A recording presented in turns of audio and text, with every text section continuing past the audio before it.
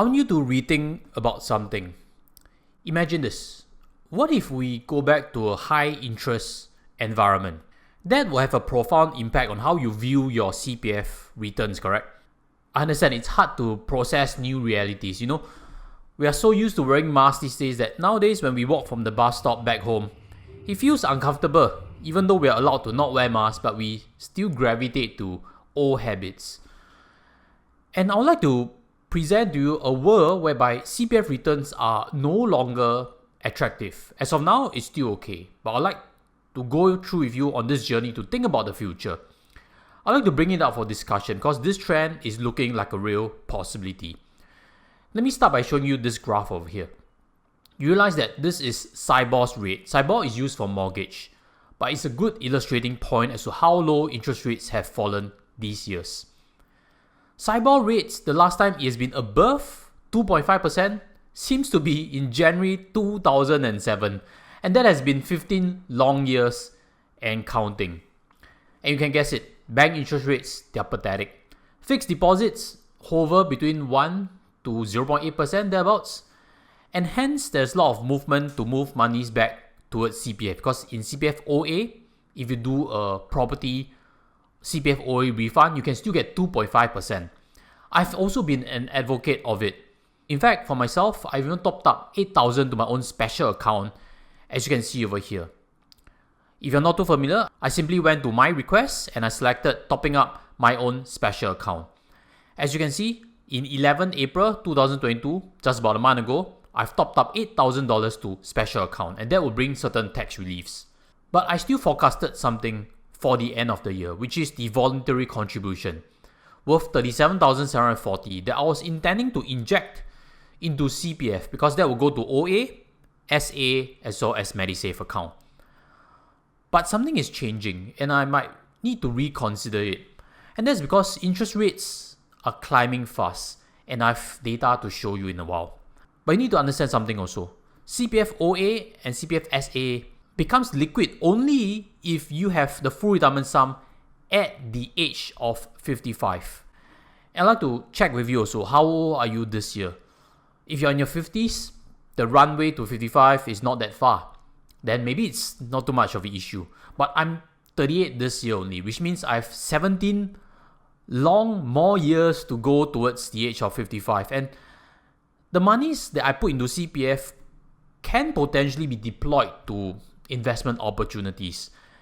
And also, if you are at the age of 30, then you have even a longer runway, 25 years to get to 55.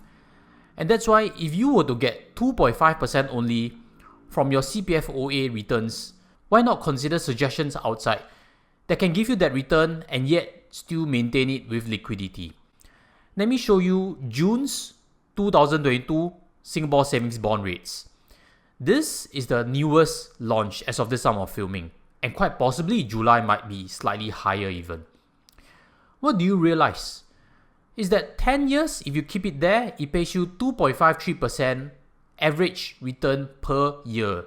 That is even higher than CPFOA already. And you don't need to lock up for more than 10 years. In fact, at 10-year mark, it will mature, returning you principal and interest. Now, some have even mentioned, could they use their CPFOA to buy the Singapore savings bond because the newest rates are even higher than CPFOA? The quick answer is no. Singapore savings bonds can be bought with cash or SRS. If you have SRS funds, you could use it to buy into the Singapore savings bonds. And in case if you have CPFOA at 2.5%, don't waste time to chase this extra 0.3%, which is the opportunity cost. That will not make you rich. You might as well spend your time focusing on your cash and what to do with it, which is the crux of today's discussion. Let's focus again. For 1 year, it gives 1.43%, which is very decent actually. Because if you look around fixed deposits in the recent years, you realize that 1.43 seems to be at a new all-time high. And also, Singapore savings bonds, you can redeem it with 1 month's notice, unlike a fixed deposit. In fact, recent years, 1.5% 3-year endowment plans have been selling like hotcakes. So the trend might possibly be coming to an end also. But as a further point I'd like to raise for discussion. Do you realize the long tail interest rates have gone up significantly? Which means interest rates that you get towards the 10-year mark.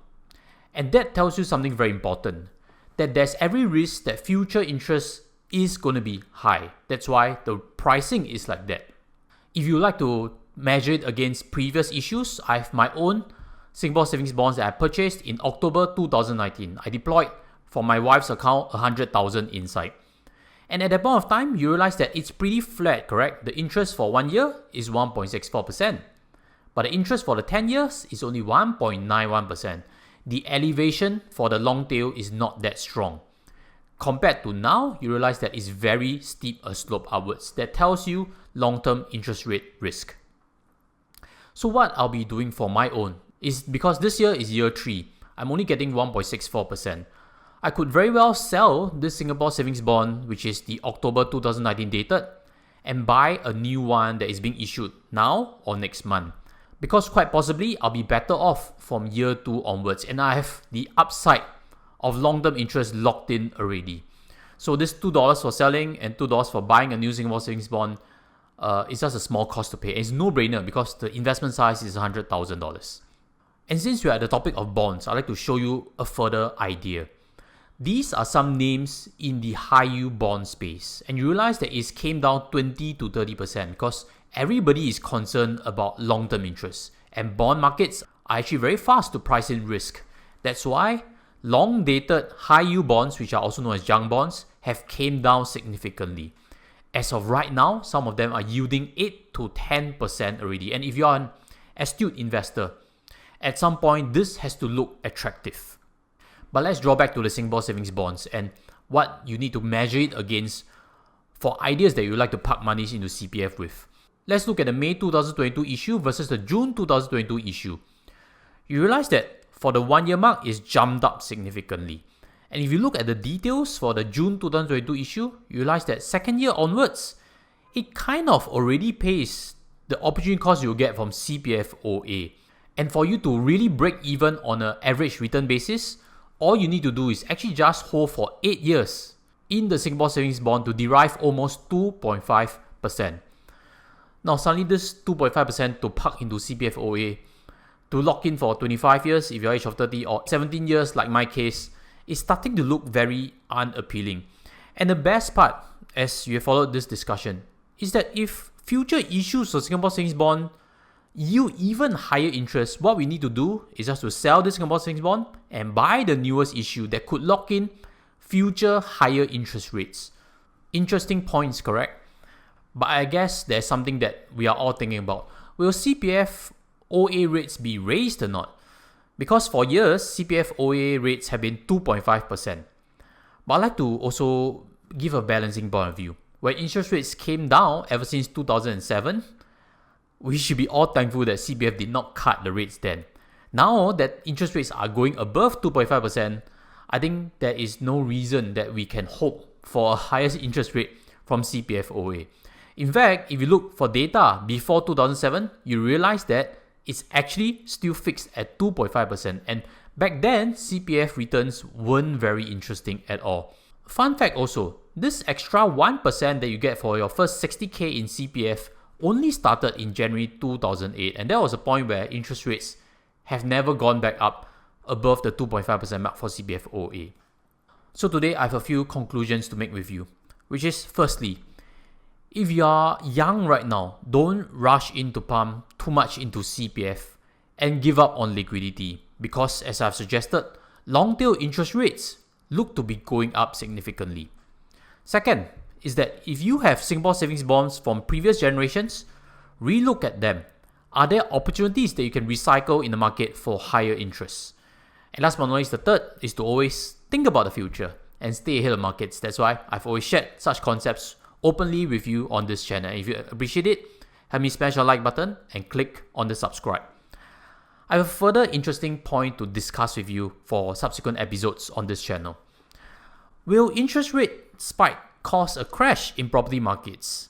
Are you curious about that topic? If you are, again, smash the subscribe and click on notification so that when that tutorial is out, you'll get notified.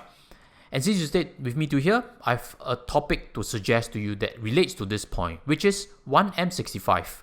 I've previously done a full tutorial on 1M65, suggesting why I support it as well as how you can view it with alternatives. So if you haven't seen that tutorial, I guess it relates to this strongly, and hopefully that can benefit you in your understanding a lot better. With that, I'll sign off from here. Thank you for watching. Goodbye.